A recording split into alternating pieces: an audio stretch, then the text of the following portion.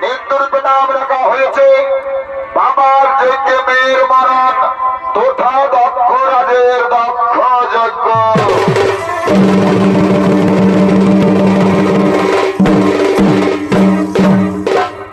একদিন ব্রহ্মদেবতার মানস পুত্র মহারাজা দক্ষ মহামায়ার তপস্যা করতে নির্জন কারণে আগমন করছে।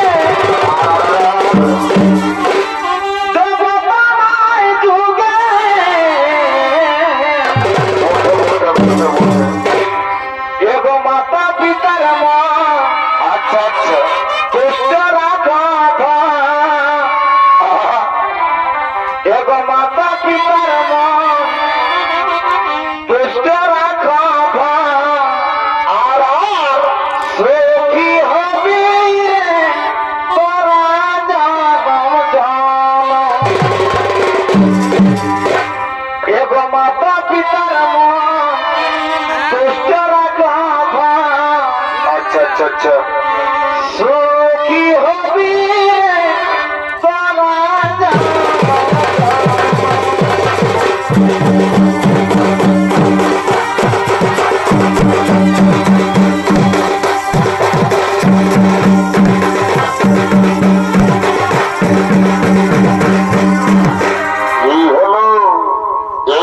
ব্রহ্মদেবতার মানস পুত্র মহারাজা দক্ষ দক্ষরাজ মহামায়ার তপস্যা করতে নির্জন স্থানে ছুটে চলেছেন। আরে হেন দক্ষ রাজের অভিনয়ে ছৌ নৃত্য পরিবেশ শোনা করে লাগাবেন সুনাম ধন্যকারী ছৌ নৃত্য শিল্পী সুজিত কুমার মাহাতো।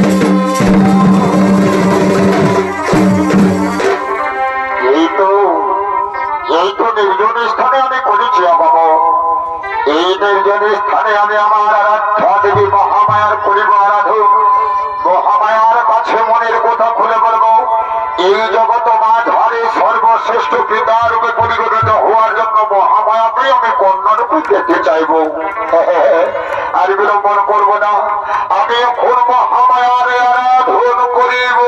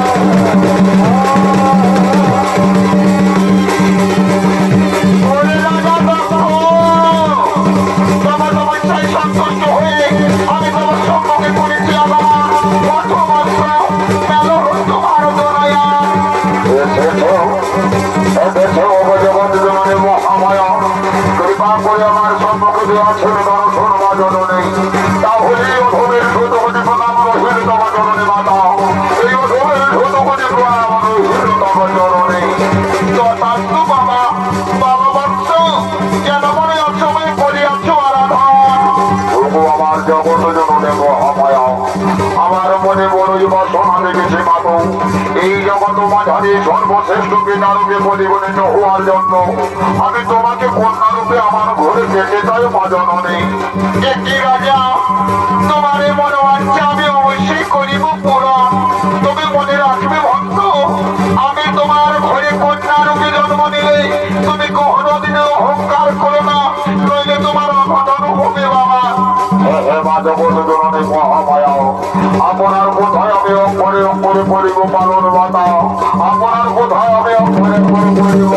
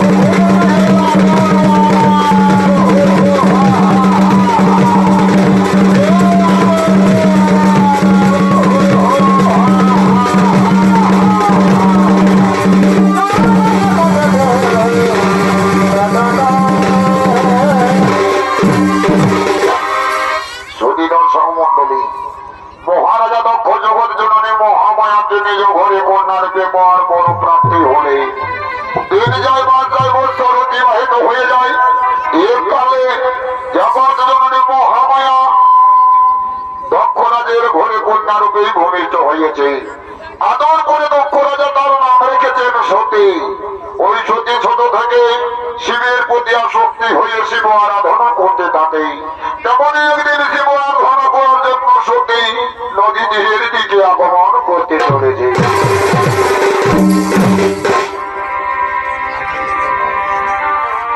নমো শিবায় নমো শিবায়, হরে হরে মহাদেব নমো শিবায়, নমো শিবায় নমো শিবায়, হরে হরে মহাদেব নমো শিবায়, নমো শিবায় নমো শিবায়, হরে হরে মহাদেব নমো শিবায়। জয় শিব শম্ভু। নমো শিবায় নমো শিবায়, হরে হরে মহাদেব নমো শিবায়, নমো শিবায় নমো শিবায়, হরে হরে মহাদেব নমো শিবায়, নমো শিবায় নমো শিবায়, হরে হরে মহাদেব নমো শিবায়, নমো শিবায় নমো শিবায়, হরে হরে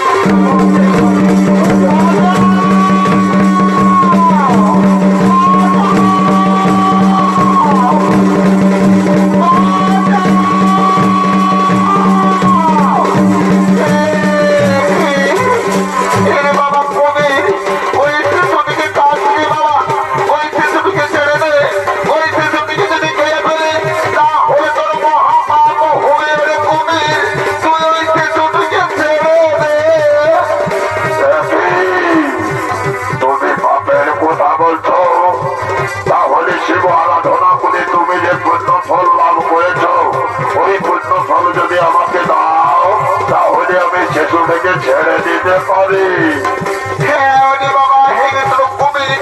আমি শিব আরাধনা করে যদি পুণ্য ফল লাভ করে থাকি সেই পুণ্য ফলে আমি তোরে দেবো বাবা।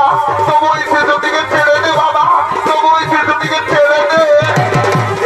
কৈলাসপতি মহাদেব, ওই শিশুটিকে তুমি রক্ষা করো ঠাকুর, ওই শিশুটিকে তুমি রক্ষা করো।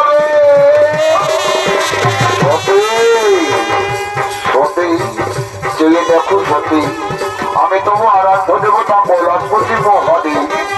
আমি তোমার শিব আরাধনার পরিধানীতে আমি কুমির রূপে তোমার কাছে এসেছিলাম। আজ তুমি শিব আরাধনা করে উত্তীর্ণ হয়েছ সতী, আজ তুমি শিব আরাধনা করে সফল হয়েছ।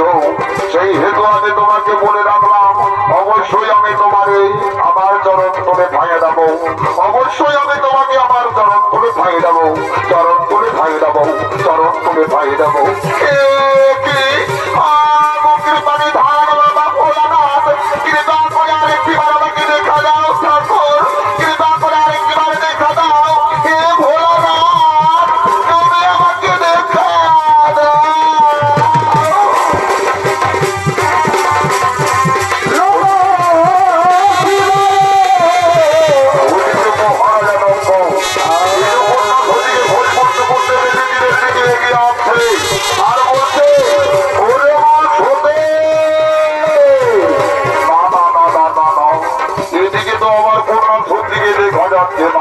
তাহলে কোথায় গেল এটা?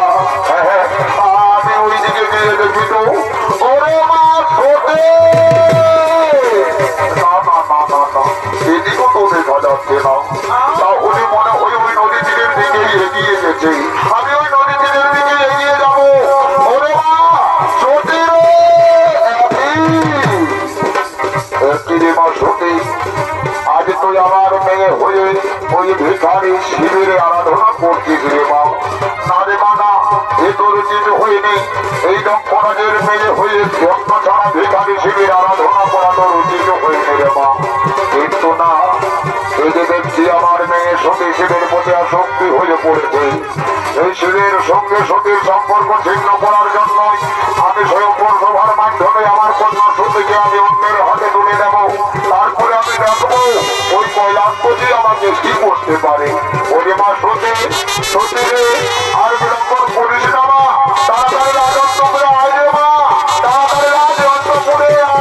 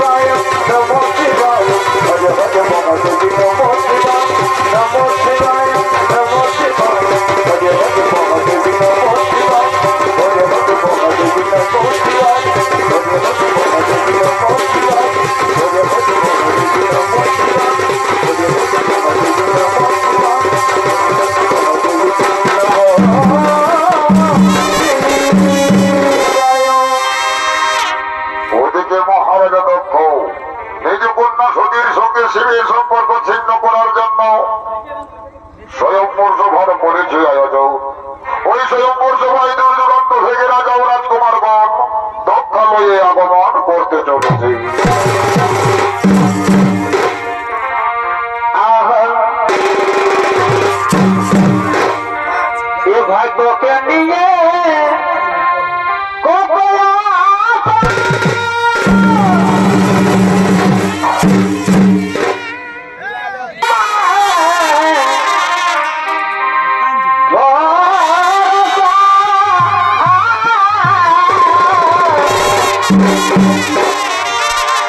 ভাগ্যকে নিয়ে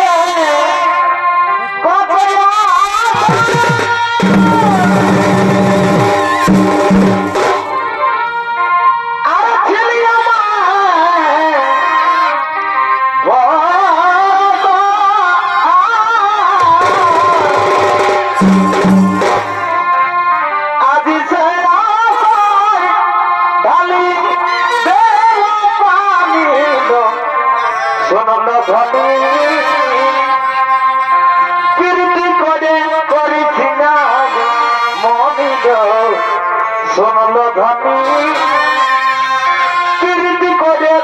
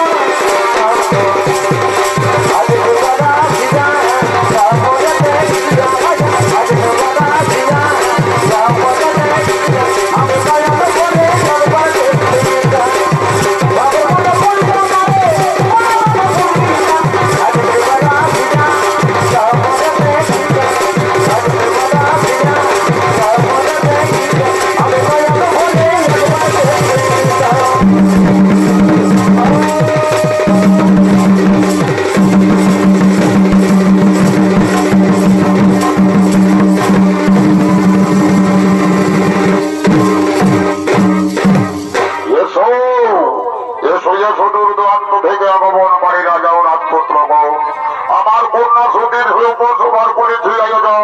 তাই এখন নিজ নিজ আসন করো হোক না হোক, আমার কন্যা সতী বনমালা নিয়ে এখনই এই স্বয়ম্বর সভায় করবে আগমন।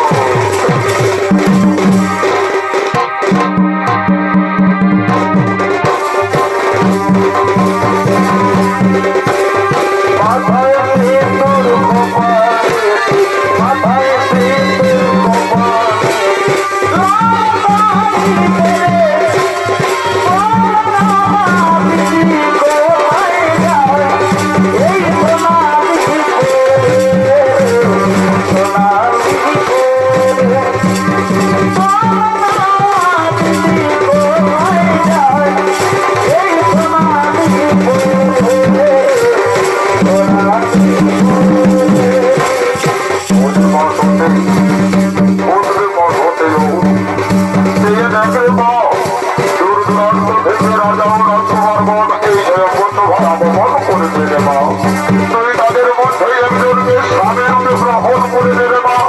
তুই তাদের মধ্যে একজনকে বনমালা পরিয়ে দিয়ে স্বামী রূপে গ্রহণ করে নেন। ঠিক আছে বাবা, আমি তাই করবো বাবা, আমি তাই করবো।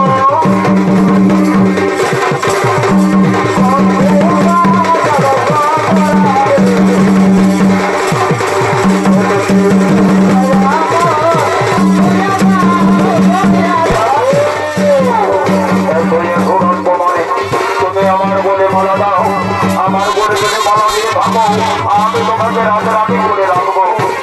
না কুমার না, তুমি আমাকে ক্ষমা করে দিও কুমার, আমি তোমার বলে বড় মালা দিতে পারবো না, আমি তোমার বলে বড় মালা দিতে পারবো না।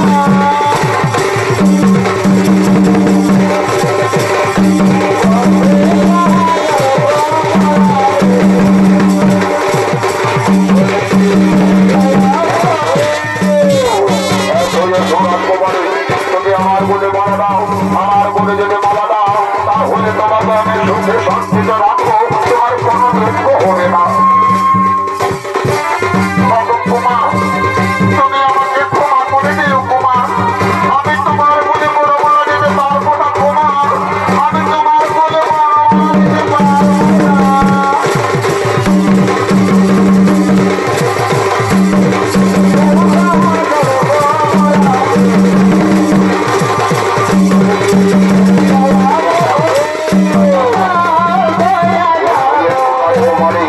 তুমি আমার বলে মালা দাও, আমার বলে যদি মালা দিয়ে থাকো তাহলে আমরা সুখে শান্তিতে সংসার করতে পারবো। তোমরা আমাকে ক্ষমা করে দিও, তোমাদের কারো বলে আমি বড় মালা দিতে পারবো না, তোমাদের কারো বলে আমি বড় মালা দিতে পারবো না।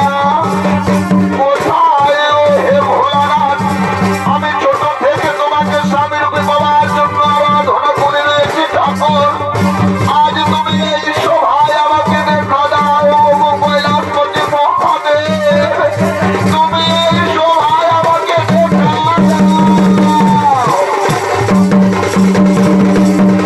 কৈলাসপতি মহাদেব সঙ্গে সঙ্গে নদীর সবাই করেছে আমার সঙ্গে, ওই কৈলাসপতি মহাদেবকে দেখতে পেয়ে বলছে ওই তো বাবা ভোলা মহেশ্বর এই সবাই করেছে আগমন। আমি বলবো না বিলম্বন, আমি তার বলে বড় মালা পরিয়ে দিয়ে আমি তাকে স্বামী রূপে গ্রহণ করে দেব। তুমি আমাকে চরণে ঠাই দাও, তোমার চরণে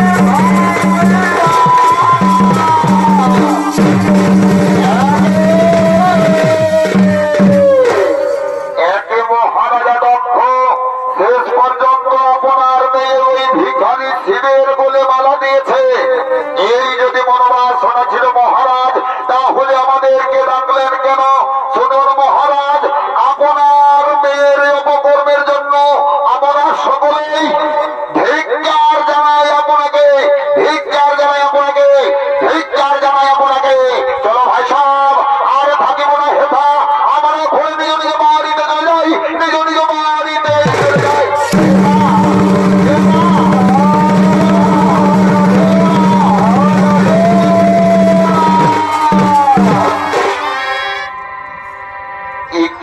সতী এ তুই কি করতে কি করলি রে মা? আজ শত শত রাজা রাজকুমার থাকা সত্ত্বেও তুই ভিখারি শিবের বলে মালা দিয়ে আমার মান সম্মানকে তুই মাটিতে মিশিয়ে দিলি রে মা। আজ তুই আমার মান সম্মানকে মাটিতে মিশিয়ে দিলি। বাবা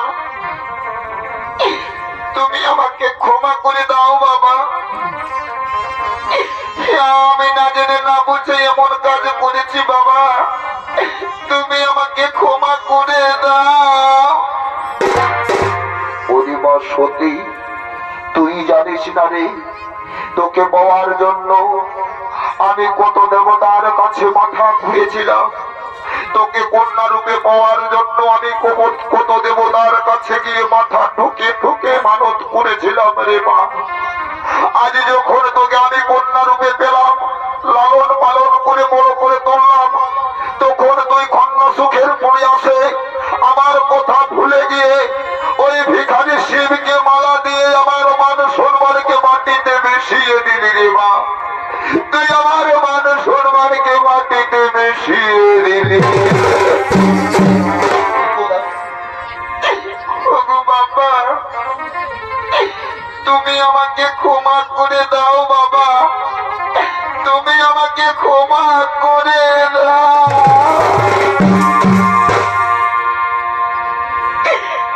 আর হাতে ধরি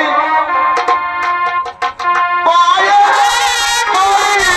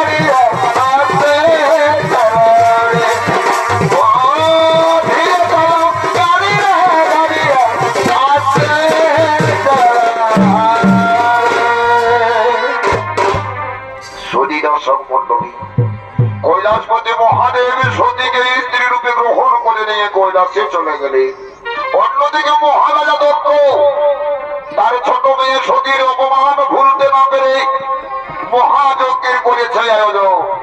ওই যজ্ঞে ত্রিভুবন মাঝারে সকলকে আমন্ত্রণ করেছে, কিন্তু কৈলাসপতি শিব ও তার ছোট মেয়ে সতীকে আমন্ত্রণ করেনি। সত্য যখন যজ্ঞের দিন আগমন করেছে, সেই দিন যজ্ঞ করার জন্য মুনি ঋষিদের আত্মীয় স্বজনকে সঙ্গে নিয়ে মহারাজা দক্ষ যজ্ঞ স্থলে আগমন করতে চলেছে। কথায় রইলে ভুলে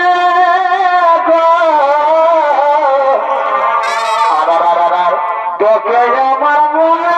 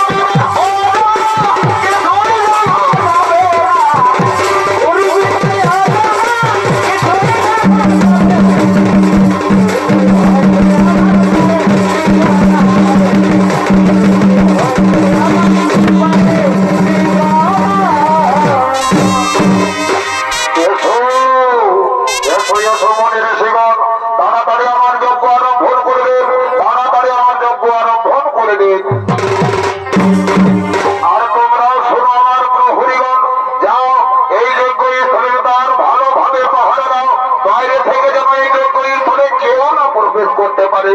ঠিক আছে মহারাজ, আপনার আদেশ মনে অক্ষর অক্ষরে পালন করবো, আপনার আদেশ মনে অক্ষর অক্ষরে পালন করে চলবো। এসো এসো মুনি ঋষিগণ, আর করিবেন না বিলম্বন, তাড়াতাড়ি যজ্ঞ করুন আরম্ভ।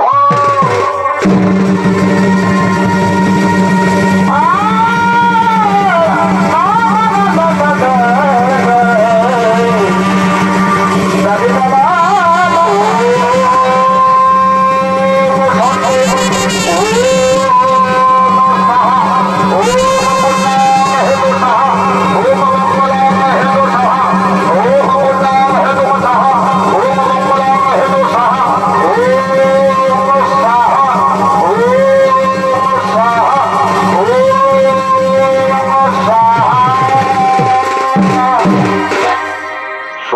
দর্শক মন্ডলী, দক্ষরাজের দক্ষ যজ্ঞে ত্রিভুবন মাঝারি সকলকে আমন্ত্রণ করা হয়েছে, কিন্তু তার নিজ মেয়ে সতী ও জামাই শিবকে আমন্ত্রণ করে না।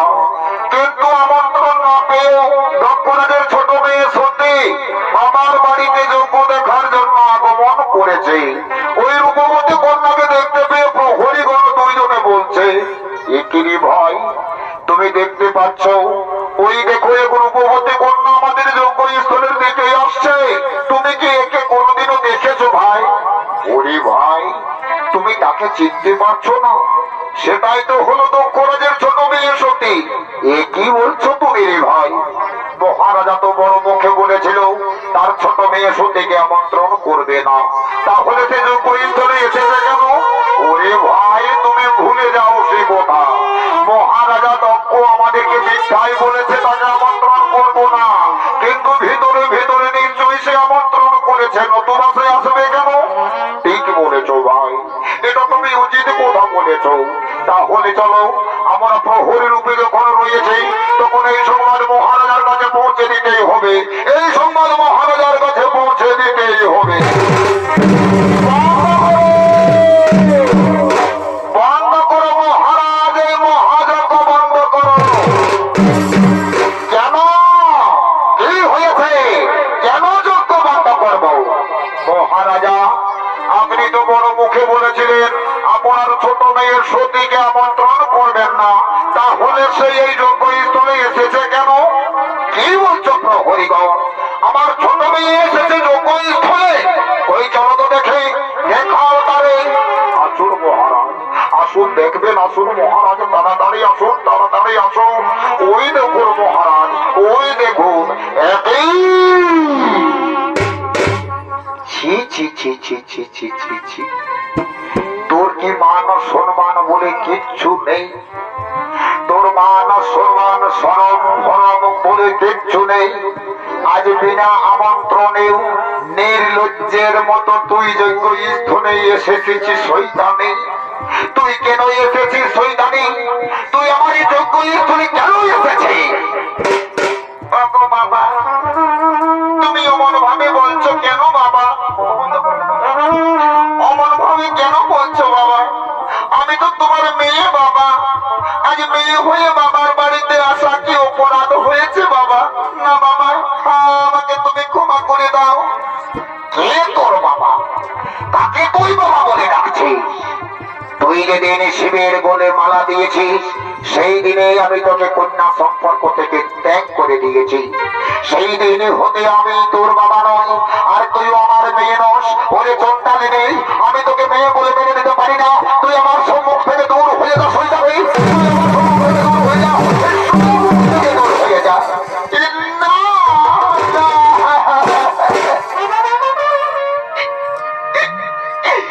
না গো বাবা, না, তুমি আমাকে অমন ভাবে তাড়িয়ে দিও না বাবা। তুমি আমাকে অমন ভাবে তাড়িয়ে দিও না বাবা। ওরে শয়তানি, তুই আমাকে বাবা বলে আজ সাব্যস্ত করছিস, কিন্তু আমি তোর বাবা নই, আর তুই আমার মেয়ে নস। যে নারীর স্বামী শ্মশানে মশানে ঘুরে বেড়ায়, যে নারীর স্বামী ভিক্ষা করে খায়, যে নারীর স্বামী পরনে কাপড় জোটাতে পারে না, বাঘের ছাল পরিধান করে ঘুরে বেড়ায়, তার স্ত্রীকে আমি মেয়ে বলে মেনে নিতে পারি না। বাবা, কিন্তু হাই বাবা, তুমি আমার স্বামীকে অমন মন্দ করে কথা বলো না বাবা। তুমি আমার স্বামীকে অমন অপমান করে কথা বলো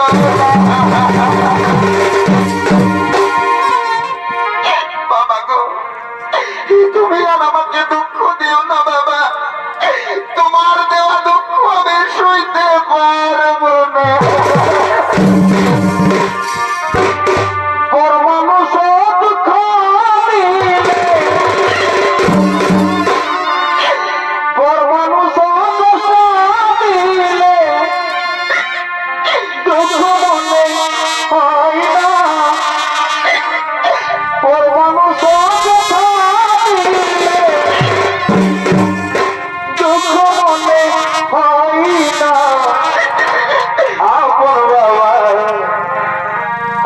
দিলে মেনে নেওয়া যায় না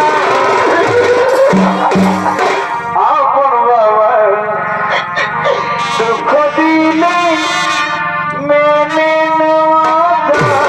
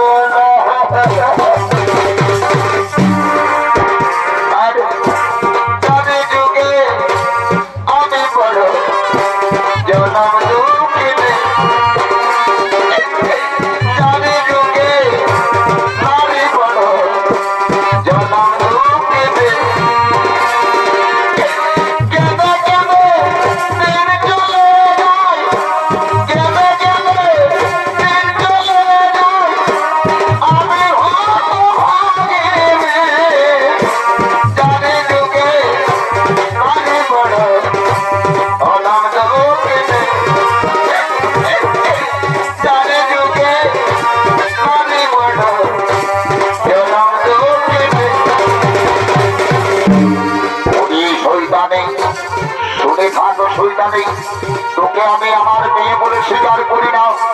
আর ওই শ্মশান বাসে ভিক্ষা করে খাওয়া স্ত্রীকেও আমি জামাই হিসেবে মেনে নিতে পারি না। যে নারীর স্বামী একজন ভিক্ষা করে খায়, যে নারীর স্বামী শ্মশানে মশানে ঘুরে বেড়ায়, যে নারীর স্বামীর গরমের কাপড় জোটাতে পারে না, তাকে আমি কিছুতেই জামাই হিসেবে মানতে পারি না। ওগো বাবা, তুমি আমার স্বামীকে অপমান করে কথা বলো না বাবা। আমার স্বামী যদি ভিক্ষা করেও খায়, তবু তো আমার স্বামী, তাই না বাবা? আমার স্বামী যদি পরনের কাপড় জোটাতে না পারে, তবু তো আমার স্বামী, তাই না বাবা? আর বাড়ির কাছে স্বামী হলো দেবতার থেকেও বড় বাবা। তুমি যে মুখে আমার স্বামী দেবতাকে অপমান করে কথা বললে বাবা, আমি তোমাকে অভিশাপ দিচ্ছি বাবা। তোমার ওই মুখ খসে পড়বে আর ছাগলের মূর্তি যুক্ত হবে তোমার কাছে। শুনেছে গো বাবা, আমি যদি তোমার মেয়ে হয়ে থাকি, আমার মধ্যে অহংকার কম নয়। আগে আমি তোমার কাছে প্রতিজ্ঞাবদ্ধ হচ্ছি বাবা, তুমি যে আমার স্বামীকে নিন্দা করেছো, ওই নিন্দা শুনে আর আমি জগতে বেঁচে থাকতে চাই না। আমার জীবনকে আমি জ্বলন্ত অগ্নিকুণ্ডে ভস্মীভূত করে দেবো। সাক্ষী থেকো আকাশ পাতাল চন্দ্র সূর্য পৃথিবী দ্বারা। তোমরা আমাকে ক্ষমা করে দিও। এই জীবন আমি রাখবো না। এই জীবন আমি তোমার জন্য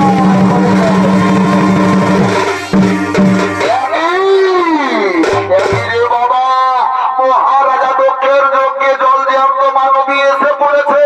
মহারাজা দক্ষের যজ্ঞে অমঙ্গল ঘটেছে রে ভাই। চল রে ভাই চল, আজ আমরা নিজ বাড়িতে চলে যাই। আমরা নিজ বাড়িতে চলে যাই।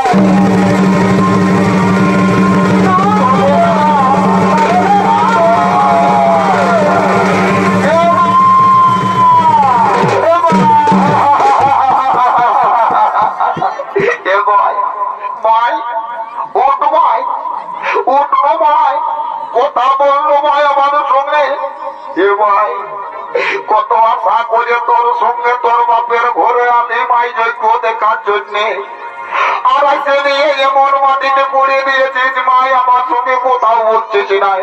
নাই নাই বাবা, মায়ে আর মনে হয় আমার সঙ্গে কথা বলবে নাই। আমি এখন যার জিনিস তাকে ডাকে আনতে হবে গো বাবা। কোথায় ও হে কৈলাসপতি বাবা, ভোলা বড় তাড়াতাড়ি ছুটে এসো বাবা।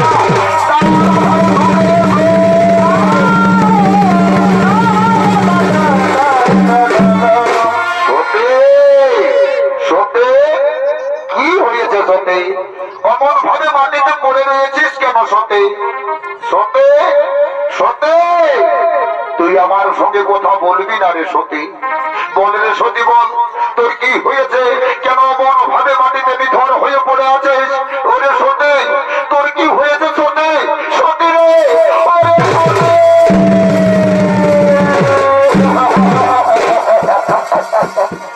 সতী, তুই আমার সঙ্গে কথা বল রে সতী, তুই আমার সঙ্গে কথা বল। তোকে আমি শত শতবার বললি রে সতী, বিনা আমন্ত্রণে বাবার বাড়িতে যাওয়া উচিত হবে না। আজ তুই যদি আমার কথা শুনতিস রে সতী, তাহলে কি তোর এমন দশা হতো রে সতী? সতী রে, তুই আমাকে এমন ভাবে একা ফেলে রেখে যেতে পারিস না রে সতী। তুই ছাড়া আমার কে আছে সতী বল? তুই আমাকে সঙ্গে নিয়ে চলে রে সতী, তুই আমার সঙ্গে কথা।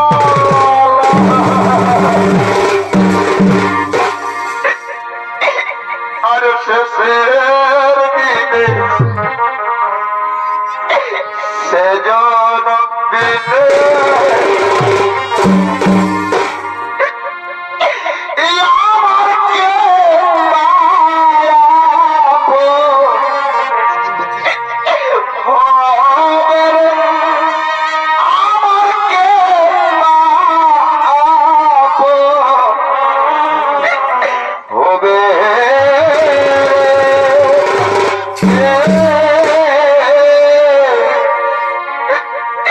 শেষে